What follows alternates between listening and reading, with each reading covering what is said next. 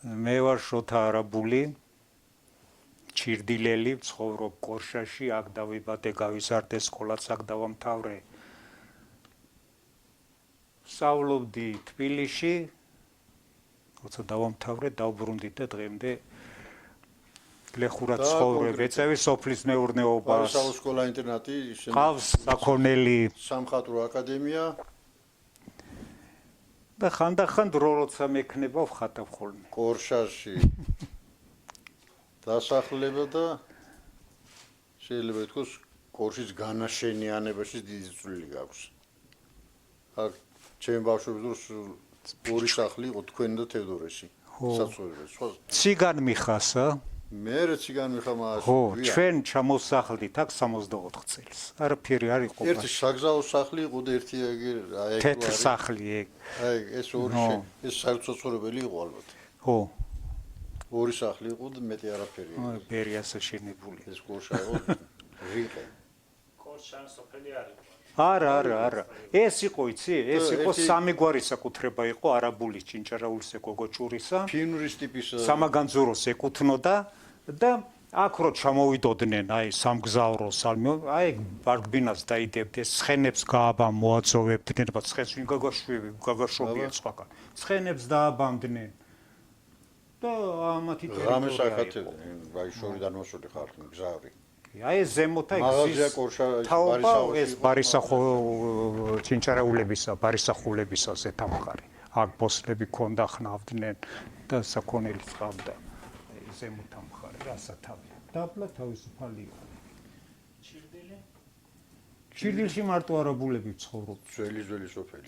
უძველესი სოფელია. ჩვენ მოსვლამდე მან ვინ ცხოვრობდა, ისაც არ ვიცით, ვიღაცა დათვია მდგარაო. უქმე იძახა დათვიაო, მარიანობა შომოვიდაო, რაღაც ეგეთ ლექსებიც არის. ციხე მდგარა, სიპერდიანი და იმას ჯვარნიერიან ახლა იქ. და დარანი ჰქონია, რომელიც ხევში ჩადიოდა წყალსთან. მაგას ამბობდია. მერე ის ციხე დაშლილა. ეხლა ყრივიას იქ მე საერთოდ არც შესულიო. აი გაზაფხულზე სანამ ბალახია მოვა, დიდი გროვა ესეთი. ოჩას ის ჩამოშილდი ქვა იქ ხრავრა. სიპერდიანი ციხერას. პირამიდული სახურავია. დარანი გვირაბი. მაგრამ ვისი იყო ეს? ეხლა ჩირდილის დაარსებაზე რამე ადრესები არაფერი არა. ბუჩუკურთაში ბუჩუკურები მდგარან, გოგოჭური, მერიამისული, უკანახოში უბანი, უკანახოლი თოდა და მან ციკლაურები გუდამაყრენი მდგარან. ვა. ციკლაურები ბექაურები. მაგ ქისტაურებს საიდან აქვთ ამ? ქისტაურებს მან ამ ქისტაურებს ეს ზურა ბერისთავიო ლაშქრობდა. ეს ბექაურები და ციკლაურები ახყარა მანდედან და გადავიდნენ გუდამაყარში. და მან მეციხოვენი დატყუა. ანუ იმიტომ მოდიან ეხლაც მარიანობას გუდამაყრელი მან დიდღეობას ირიმზე ფუსანგელოზე სალოცავში გუდამაყრიდან გადმოდიან ხიტუს უღელფეხილით და ჯვარდროშას გადმოაბრძანებენ, ლუც ადუღილებენ და დიდღეობას ატარებენ მარიანობაში. მან დგარა ეს მაგათი თლოშიაური, შარვანაული, მამიშვილობები ეგ მაგათი გორზამაული გუდამაყრელის ნამი. სადაც ამ ხეობაში ხარხელაურების ნასოფლარი არის, ხო? ის არის ხელეურთას ვეძახთ ჩვენ. ნახევარ ჩიდილს ეკუთვნის, ნახევარ უკენახოს, მან მდგარან ეს ხარხელაური. ხელეურთას. სოფელი ხონი. ტარელი თქვა რა ადგილი ხალ ადგილი ვარ, რასაც ხოვრებელი. არ მოიწონა. არ მოიწონა.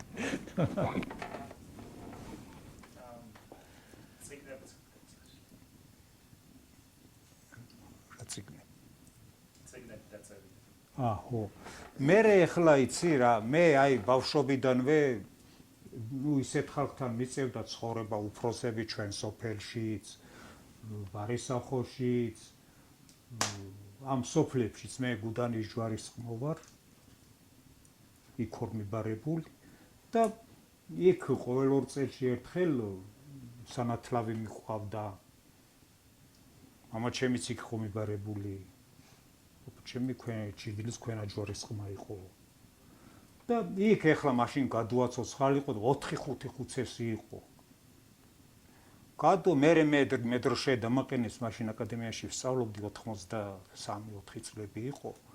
და გადუაშტროთ ბაბუა ეს ქადაგი სოლომანი ეს მერე ეს გორშეღვივნები ზოგი დასტურად დგებოდა გადმოდიოდნენ იქ ეხლა რო ერთ დღეს მიოლთა წამოვალთ ეგრე არ იყო იქ ორი ღამე მაინც უნდა გაგეთენებინა იმ ჯვარში და იქ რო რჩებოდით აი რო პროსებთან ერთად ხან რამე ვაკითხებოდი ხან ისინი რაღაცაზე დაიწყებდნენ საუბარს და სულ ფურცლები ბლოკნოტი რაღაცა მქონდა ვიწერდი მოვნიშნავდი მოღონ ძალიან არასისტემურად და ზუ გამნეული მქონდა და 90-იან წლებში ეს არეულობა რაღაც ესეთის რო დაიწყო აღარაფერი აღარ იყო და დავჭიქი და მომავძებნე ესენი ამოვძებნე და დავიწყე წერა შევაგროვე ეს რაღაც მასალა არის ის შესაძლებლობაც იყო და 5 ტომად დავკლავი 2 გამოვეცი ის 3 კიდე ახლა მე ვეღარ მოვიცალე ესე საქმეები და 2 მაქვს კი აგეიქ აცხილებდი და ეხა იყიდება ეგენი არა ეგენი ძალიან ჩემი ხარჯით გამოვეცი პატარა ტირაჟებით და ისე ვაძლევდი ხო დიდი ხნის წინ მონი 10-15 წელი რაც მაგაზე ინფორმაციას მივაყოლია ამაში პარლამენტის ბიბლიოთეკაში მე მგონდა რაც ნახე რა საინტერესო რაღაცები წერილში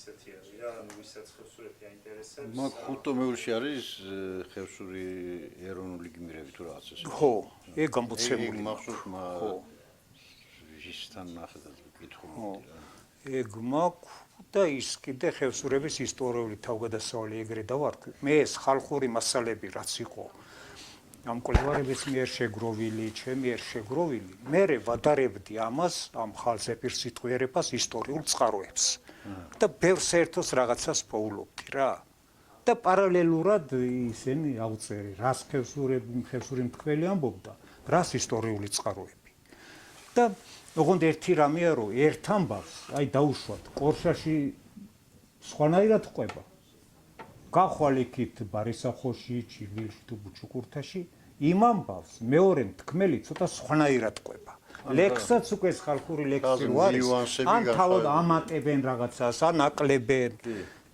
ეხლა ჯერ ხდება საერთოდ გადმოცემებში ზეპირსიტყვიერებაში ეგრეა ჯერ ეხლა ისტორია ისედაც არაზუსტი მეცნიერება და ხალხური სიტყვიერება კიდე რა უნდა მოსთხოვ წერა კითხვა არ იცოდნენ და რასაც დაიმახსოვრებდნენ იმას შეიძლება ალამაზებდნენ შეიძლება ზოგი აბიცდებოდა ხუთსობა და თიჯმსახურება ანუ ქრისტიანული ელემენტებიც არის და წარმართულიც ბევრი რამეა ეხლა ერთმანეთში არეული რა მაგრამ მე ეს ხევსურული ხუთსობანი ეხლა ეს სამადი ყოფოდა ხევსურული ხუთსობა ხო შესახელება ხუთსობანი და მერე კურთხევანი დიახ ხუთსობა უკვე ხმისგატევით ხო და მერე კურთხევად მააყოლებდა და ამ კურთხევაში ეს სახარებისეული რაღაცები არის ბიბლიური რაღაცები არეული ფრაზებია კი ერთმანეთთან რა ამერიკა კავშირი არ აქვს ჩვენ ხარეს არ იყო ხო თქვენთან არ იყო ეგ აი თორე ხუთსობით ახლა მე რომ ასოს თავიდან სუპერელი ვაჟიათი მე და მინდიკაური იმ ღერსო მეგონ ბალს რა იქ ეგრე იყო კაცო მას დიდი ნიჭი ქონდა აი სამასასრულებენ ამ ტექსტებს სალოცავში ათენგენაში დავდივდით ყოველ წელი გამოშვებით დედაჩემთან ერთად მე როსტომა იყო ჩვენი პაპა შავრუმად გაბრიელი ბაზია მოკლედ კი კარგი ხუცისები იყვნენ და ხუთსობა იყო ჯვარისა და იყო სულის ხუთსობა კიდევ ამ სულის ხუთსეს ჯვარში ხუთსობა არ შეეძლო ეს სულის ხუთსობა იყო რაღაც ტექსტი იყო ისაც ის მკვდარზე ის სულის ხუცეს მიიყვანდეს იქ საკლავის დაყოლა იყო თუ რაღაცა ის ჯვარის ხელკაცი ის ჯვარის მსახური მიცვალებულთან არ მიდიოდა და იქ არ შედიოდა იმ სახლში არ ეკარებოდა საერთოდ კი არა ეგეთი რაღაცა შენ ოჯახშიც რომ მომხდარიყო ის ერთი წელი უკვე ყველანაირ საქმიანობა ეკრძალებოდა იმ ჯვარში ჯვარი ქრისტიანობის სიმბოლო თუნ ჯვარი და ჯვარნი რო ვიცით ჩვენ ალბათ მანდედან მოდის მრავლობიჩი ვიცით ჯვარი გასაგებია მაგრამ ჯვარი თვითონ ჯვრის ფორმა როგორც ჯვარი იშვიათად არის ჩვენ სალოცავებში აი ხახაბოს მინახავ პაპაჩემი გამოვაბზანებდა ხოლმე არა ჯვარია ეგეთი რაღაცები ხატი ჯვარი რაღაცა არ იყო ერთი ეგ იყო რომ დროშაზე იმაზე გუმბათზე იყო ჯვარი და რაღაც ყველას არც ეგ იყო და ალბათ სავარაუდოდ ფხოვის მოქცევა რომ მოხდა იმის მერე დამკვიდრდა ეგ ჯვართან დაკავშირებით ეს ჯვარი ქრისტიანობამდელია ქრისტიანობამდელი ჯვარი არის იგივე მზე ბორჯღალი რომელსაც შეუმცირდა ეს სხივები და დარჩა 4 აი სვასტიკაც ჯვარია ბორჯღალიდან გამოდის ოღონდ იმას მოღუნული ისენი აქვს და სწორტოტა ჯვარი დარჩა ბოლოს ხევსურული სწორტოტა ქრისტიანული ჯვარი არის 3 სწორი აქვს ის ბოლო გრძელი აქვს როგორც ქრისტიანულს ამას ხევსურული ჯვარს ეძახიან სწორტოტა ჯვარი რომელიც არის აი მაშინ ორნამენტებში აი ინგუშეთის კოშკებზე რომ სათოფურების ფორმა არის გამოსახული და იმაში გაკნეხას იყო კიდე ბროლისგან იყო არ ვიცოდი მაშინ კაცის ფორმაო ბროლი არანაირი კაცი კაცო აი ესე წვეტიანი და ზედ ჯვარი ეს კი მინახავ ეგენ სამ პირამიდაზე დგას ჯვარი ხო და ეს პირამიდავითონ ფეხები და ეს თვითონ არა თობს შესრულითი გამოღვიდა მიზანში იმ სფეროზე ხო და ეს ჯვარი იყო ქრისტიანობამდელი რომელიც მოდიოდა მზიდან მე უბრალოდ ქრისტიანობამ აიღო ეგ რახან ეს მაცხოვარი ჯვარზე გააკრეს და რაღაც არ ვიცი რა იყო ეს უბრალოდ არ ვიცი და ხევსურეთში ახლა ჩვენ ხევსურები სალოცავს ეძახით ჯვართ ფშავლები ეძახიან ხატს ხატი და ჯვარი სულ სხვა რაღაცა ხევსურეთში ხატი ხატულა არის ორნამენტი და ხატვა და ჯვარი ფორმის რაც არის ხატი ან ხატი ხუტა ხო ხატულანი ხუთხატა სამხატა ხატის ხატა ორნამენტებია ორნამენტ აი როგორც ეხლა ფშავლები რო ხატს ეძახიან ხევსურეთში სიტყვა ხევისბერი არ არსებობს. არც ხევისბერიც არის ხევისბერიც და даже თავხევისბერიც. კი. და ალბათ მოხევეებში იქიდან. მოხევეებში მთიულეთში და მანდაც ეგ ახლა სადაც ეს საერო ცხოვრებაში ერეოდნენ თავადები და საერისთავო იყო ეს მთიულეთი გუდამაყარი ხევი. საერისთავოში შედიოდა ჩვენ არც ერთ საერისთავოში არ შევდიოდით. ისე დამკვიდრდა ეს და ამიტომ ეს ხევისბერი იყო საერო პიროვნება რომელმაც მერე ეს ჯვარის სალოცავის მსახურებაც მიითვისა და ხევსურეთში ჩვენ ხუცეს ვეძახთ ის არის მარტო ხუცესი იმას არაფერი სხვა საქმე არ აქვს მარტო რიტუალების ჩატარების გარდა ვალდებულება არ აქვს ხო არა იმას როგორც უფროსი ისე კი არ უყურეთ როგორც ჯვარის მსახურს შეიძლება ყოფილიყო იმას როგორც შეიძლება მწოდნე იყო და კაცი აი კაცებში მიეწვია როგორც მწოდნე თორე როგორც ხუცეს და როგორც იმას ისე არავინ არაფერს არ აკითხა არ ნიშნავდა იმას რომ ის რამეში ჩარეული იყო რაღაცის ან წინამძღოლი იყო ან გადამწყვეტი სიტყვა ეთქიმოდა ის ამას სიწმინდის დაცვაცებალებდა ხო რა თქმა უნდა თავისთავად ეხლა ეგენი ხუცესი და даже დასტურიც კი რომ ვინც უნდა ჩაატაროს ხუცესებს განსაკუთრებით თავისი ის ჰქონდა სასოფლო საერთო სასოფლოებსაც არ გაიგო ქალდიდროვანი დადიოდა აი ეს წესები რა იყო რა ევალებოდა მაგალითად როგორ ემზადებოდნენ ეგენი ცალკე ცხოვრობდნენ ცალკე ტახტი ჰქონდა ცალკე საძინებელი ცალკე იყვნენ. მერე ჯვარს კიდე ჰყავდა მჭედლები, ჯვარის მჭედელი, რომლებიც ასევე ჯვარს ემსახურებოდნენ და იქ ჯვარისთვის ამზადებდნენ რაღაცა ისედაც სამეურნეო თუ საბრძოლო იარაღებს რომ ამზადებდნენ, ისინი წმიდობდნენ. და იმ სამჭედლოს თურმე ფარდაკი ჰქონდა ჩამოფარებული, რომ იქ უცხოს არ შეეხედა. და ქალის გავლა იქ არ შეიძლებოდა საერთოდ. მჭედლობა საკმაოდ გავრცელებული პროფესია იყო ხევსურეთში და მჭედელი. კარგად განვითარებული. კი. ხმალო ხევსურეთს ნაჭედო, ანუ ისა რაღაცა ისა აქვს. იყო, ხმლების შეძვა იყო. ხმლების კი ეხლაც აი გვიანობამდე აი ახალად გიორგი იყო, მე 37 წელში დაიჭირეს და ციხეში დაიკარგა. ნადირას მამა. ის იყო მჭედელი, იმის გაჭედილი ხმალი ისევ აქვს. თოფებსაც ჭედრენ, თოფის ლულებს, ხო, დათოს, კი. რო გაუწყდა მე რა. ხო, მე იქ ბალღებს რავი, აბა მოიღუნებო და გადატეხილიყო ის და მე რობიზონს დაასვარკებინა იქ იმაში, რომელღაც ქარხანაში მუშაობდა. ხო. ცივის ვარგით რაღაცნაირად აღადგინა რა. კი. ძალიან რელიკვია. თოფის ლულებსაც ჭედრენ, აი სამნა ყოფილა, ქბოსტელი, ბურდული. იმას თოფის ლულებიც უჭედია და ეს ზურაბ ერისთავმა ხევსურები რომ მიიწვია თრუსოში, დიდი ბჭობა ჩამოვარდა თურმე და იქ არის სამნას ნუ გაუშვებთო მჭედელი აღარ გვეყოლებო და სამნა ეუბნება ნათვალო არ მიხდებისო შემოთვლილი ამ ერისთავმა პირდაპირ დაასახელა ეს 60 კაცი მიიწვია თრუსოში იქ იარაღი აღკარა და თავები დააჭრა ყველას. აი მას გიგია ის თოფი ქონდა წაღებული. ისა გიგია სულ ქისტები და ხოთ მაშინ რევოლუცია რომ მოხდა დაიწყო დიდი არეულობები.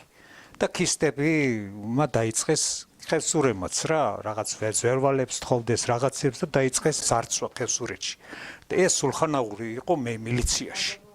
ეროვნულ მილიციაში. ის ვაჟა-ფშაველაშვილი მილიციის უფროსი იყო. ის ქისტები დახოცეს იქ მათურაში თუ სადღაც ფშავში. და ამ სულხანაურმა წამოიღო თოფი იქედან. ერთ-ერთ ქისისაც წარტყი. ეს მე მინდა ეს თოფიო იქ ამ ვაჟა-ფშაველაშვილს თურმე ცალკე გადააწყვე ნადავლი და ერთი ხადველი კაცი იყო ალუგი. და აი მან სილა გაჰკრო ვაჟა-ფშაველაშვილსო. ჩვენ რომ მოვდიოდითო და ანუ იმ თოფსებს დახოცაში ვაჟა-ფშაველაშვილიც მონაწილე. მილიციის უფროსი იყო კაცი. ლევანი. ო, შავხევსურეთის მილიციის უფროსი იყო. ეს ხდება 1919 წელს თუ რა. მე ბოლშევიკები. ხო და ეს ჯარი რო წავიდა ბებიაჩემ ჯარი მიდისო გაჰყურენ ხევსურებიც. როგორც 4 კაცი ყოფილა ხევსურები. არა, ბევრები იყვნენ და 3 მოკლეს. ერთი კისტნელი, ერთი აკუშელი და ერთი ეს გიგია. სულხანაურის ბიძაშვილი. ამ გიგიაც იყო და ამ გიგიას ის თოფი ჰქონდა წაღებული ამ სულხანაურმა დახოცილ ქისტებიდან როა იყო დადავლი. ის იმ ქისტემა იცნეს. და ეს ეგონა სულხანაური თანაგვალებურად ერცხვას. და მაგიტო ატყდა ეგ ამბავი. შეიყარნეს ესენი ციხეში, გამოიკეტნენ, დათვია, კირკილა ურთიმედა და ჩიჩით კვირიკა ეს ვინც დახოცნეს. 4 დათვია მე-4 გიგია. ხო და ამ დათვიამ გამოაღწია როგორღაც მე ატყდა სროლა და ეს ტყვიას რო ესწრებდესო ეს თავრობა ყავდა გაყოლილი. ამ თრობა მიატოვა ესენი და გამოიქცნენ. მიატოვნენ ეს თუშები, ფშავლები, ხევსურები დატოვეს და თვითონ გამოიქცნენ იქიდან. ამ ქისტემა გაუხსნეს ცეცხლი და მარტო ხევსურული ტალავარი ვისაც ეცვა იმათ არ ხვდებოდა ტყვიო. დახოცეს თუშები და ფშავლები. სხვანაირად ვიცოდე რომ გიორგის მოყოლილი. უცბად კისტან ცხენების ფეხის ხმა და მოვარდა ჯარი ლაშქარი. მითხოს მივიდითო და აბა მიწამოხტო და დავემზადე რაღაცა უფროს გასმითხრო დაჯედივშინო ჩვენ საქმე. ისე ჩაიარეს ჯარეგა მითხოს ჩავიდეს რომ წინააღმდეგობა არ შეხვედრიათ. მოსალაპარაკებლად მიდიოდნენ თუ რაღაცე ამ ჩვენ ჯორდანიას თავრობას როგორც მძარცველები იქ პურიან გოდრებს ამააქციანებდოთ მიუშენოთ ცხენები ეგრეზე. ეგ არ ვიცი მაგრამ მანამდე თუშები გაძარცვეს ტყვეებიც აიყვანეს ქალები თუშები იმიტომ მიდიოდნენ იქ შურისაცი ერთად თუშები ყვნესებდა შავები ტანობდა რამდენიმე ხევს შურიოდა მითხოს ხეობის იქით არის ქიის ხორფი და იმის იქით ახვატროებს ახლა იგაუგზავნიათ მასნე რომ მაგაშველენით მანამდე გაიფანტნენ და იჯერეს გული კრაკნის აწამოებს აგაზარსვის არის რომ მოდიოდეს იქიდან მასულ მდევარმათუს სხვა ვინმე მითხოშტილ კაი დიდი მანძილი ამოსავსანამ ჯარიგასამ შემახდება ველი ერთი და აი ველში გამდინებს ერთ კაცს მოხდა უთქვი იქიდან საერთოდ ერთი კაცი მეტი არაფერი არ არის ყოფილა ჯარიგას რომელსულან გამასოფელას ეძახან იქ სადაც გალავანში შეკრებილან სუყელანი იმ შიგნით გალავანში შესულან არც ყარაულის დაყენება უკან არც ყურადღება არაფერი რა ვიცი ნუ დავინახე მიდივარ და უცებ აღმოჩნდა რომ მოვიდა ის მდევარი მითხო აყვან ისენი და მოაქცეს ალყაში და იმ გალავანზე გადმოდგინეს ორნი ერთი ბათირი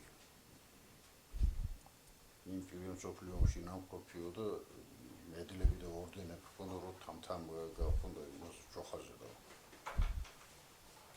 აი მან დაუწყავდა ამ ხალხს რომ დაყარეთ იარაღი დაგვინებით და გავიშვებთ და ამ ხევსურემ დაჰკრეს თופი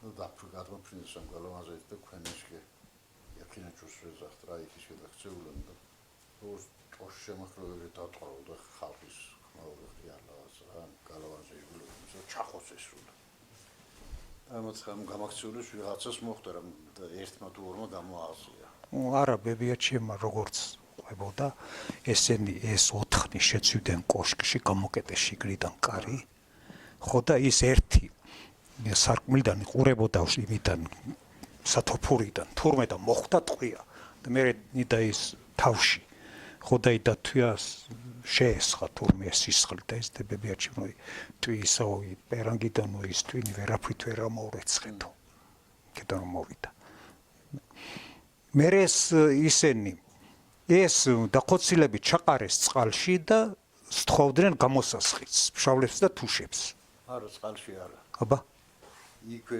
ახლოს 300-400 მეტრში ტუტილის კიდურია აი იმ კიდურზე გადაუყავ ხო და მარსრიმჩადის გაკნი ხაიში გზა თელის კიდურზე კარაფია და დაბლო ქვიშა იშლება და ქვიშა რამდენიმე წელს თეთრად იყო ზულისგან ხო და მე რეხევსრული ლექს ნია ბაბილთნია ხო გაგიგავ ფშავლებთან რო ლექსობდა იმ ლექსში ახლა ზოკან არის და ბეჭდის ზოკან არა ი ფშაველს ეუბნება მითხოს გადაეც მობილო თქვენები მკვდრები ქავხყრიაო მითხოს რამინდა ზობილო განამე არ მქურეც ტყვიაო ხო და ეს გიგიას ამ სულხანაურს ის ცხენი და უნაგირი დატოვეს იქ და მოსთხოვეს გამოსასყიდი სულხანაურს სულხანმა გაუგზავნა რაც შემოუთვალეს და იმათ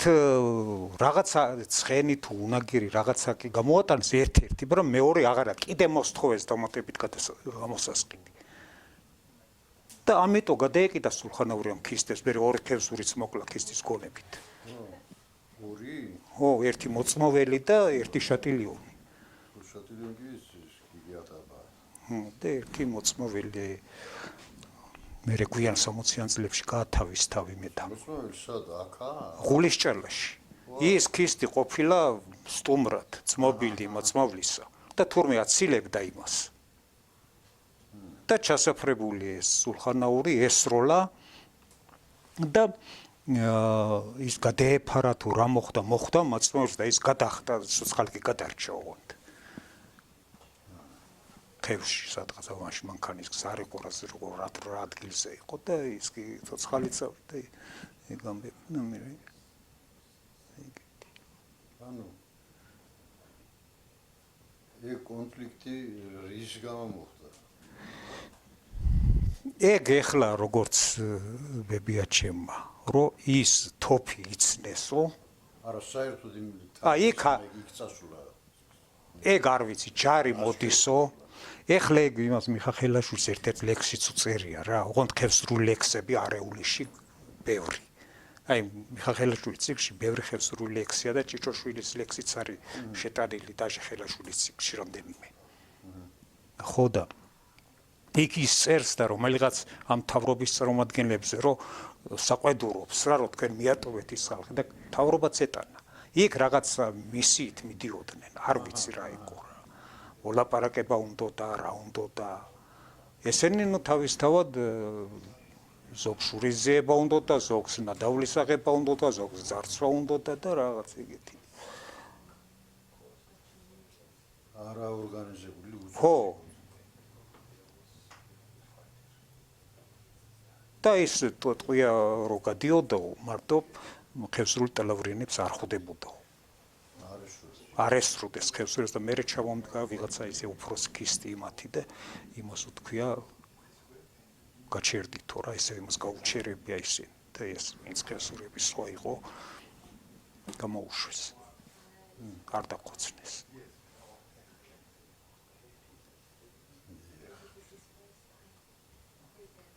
ეგ იმედამაც კარგად იცოდა სვეტეშურის არ ვიცი მოგიყვათა თუ არა ბოლომდე ვერ მოვასწარი და მე კიდე ვეძებე ვეღარ ვიპოვე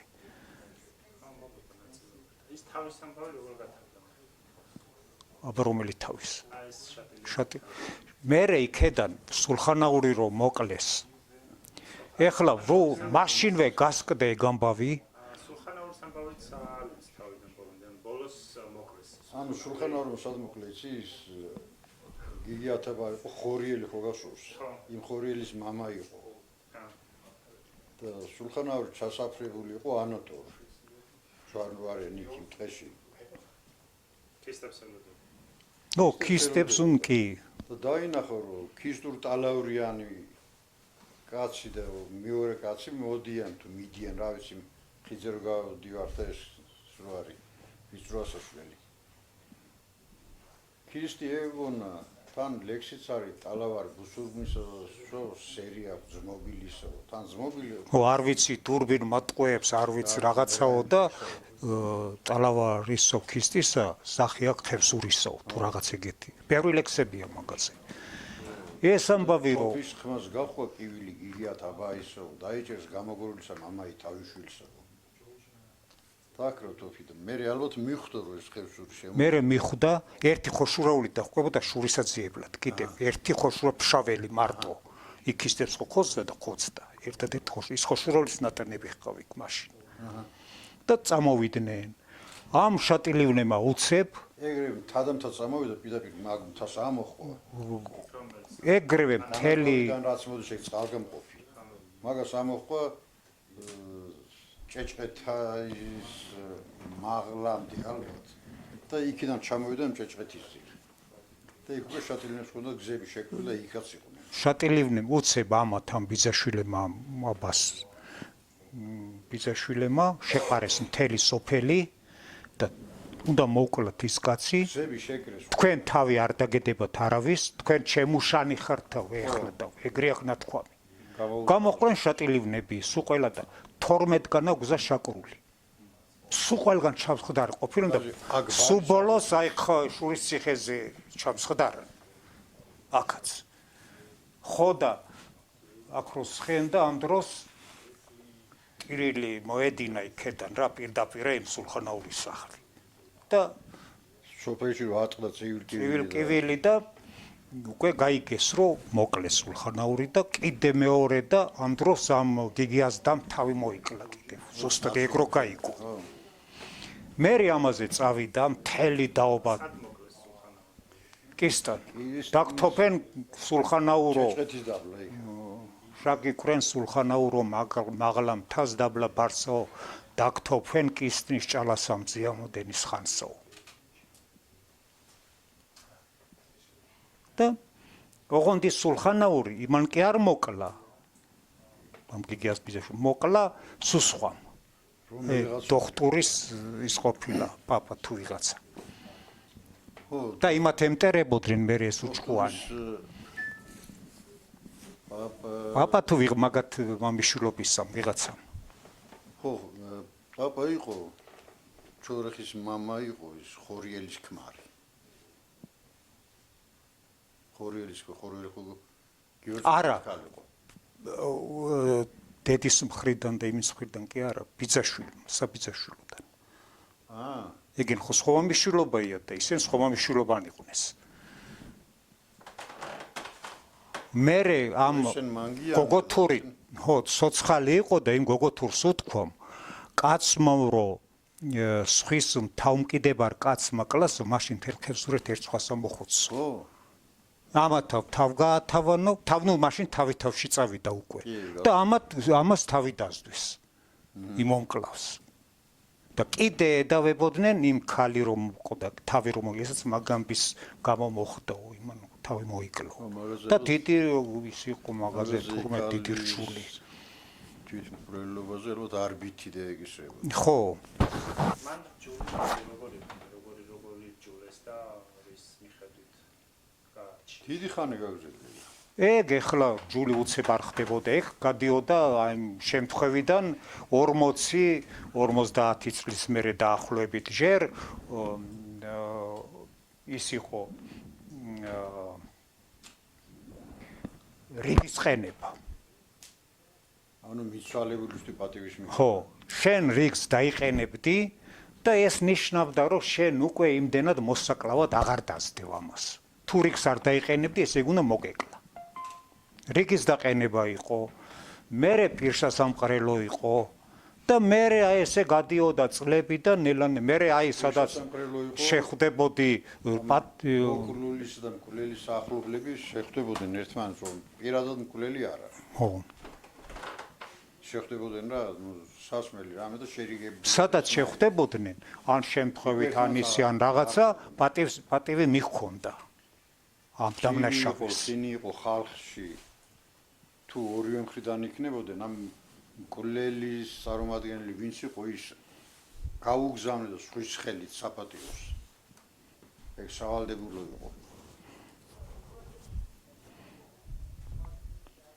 და მერე უკვე ნელა მიდიოდა უკვე თავის გათავებაზე საუბარი. ყოველწელს სამართლე. მერე რიგის საკლავი რომ მიდიოდა, ეს რიგის საკლავი აიმას დაზარალებულს ჭირი ჰქონდა, ალხინი ჰქონდა, რაღაცა ყოველთვის მიუმოეს დამნაშავე უგზავნიდა რიგის საკლავს. თუ იყო მიწა და მიღებამდე, ანუ დაკრძალვამდე საკლავი უნდა მისულიყო მკვლელების მხრიდან.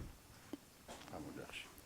და ეს შეიძლება ყოველ წელს თითო საკლავი ხან ორი საკლავი, მაგრამ მერე თავის გათავებაში ის გაიბრებოდა იმ თავში.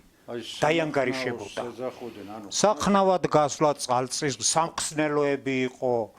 ხნავს ვერ დაიწყებდა. წისქვილში ვერ წახვიდოდი.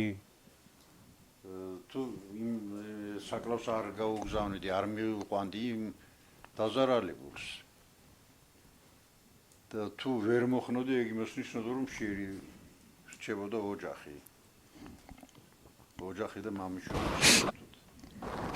ბოლოს იმ გათავის დროს რამდენი წელი 70-80 წელი ამ სამახსნაოს და ამ საკლავებითაც ივსებოდა ის გადასახდელი დრამა. ამ ბავში როგორ იყო მე ჯული როგორ დასრულდა. ეხლა მე ნამდვილად არ მახსოვს ეგ ამბავი რა. ეგ არ ვიცი და აი მოწმავლებისთან რო ჯულ თავის გათავება რო ჰქონდა იმეტას. ეგ უწერია ელიზბარ უბილავას წიგნში მთანი მაღალნი. მთანი მაღალნი იყო ვაჟაფშაველას დაბადების 100 წლის თავი იყო და მაშინ გამოვიდა წიგნი. გახსოვს? ბავშვი ვიყავი აქ ვარშავის მაღაზიაში და ვიყიდე. გიორგი და იქ აი უბილავას ტყუილები მოწე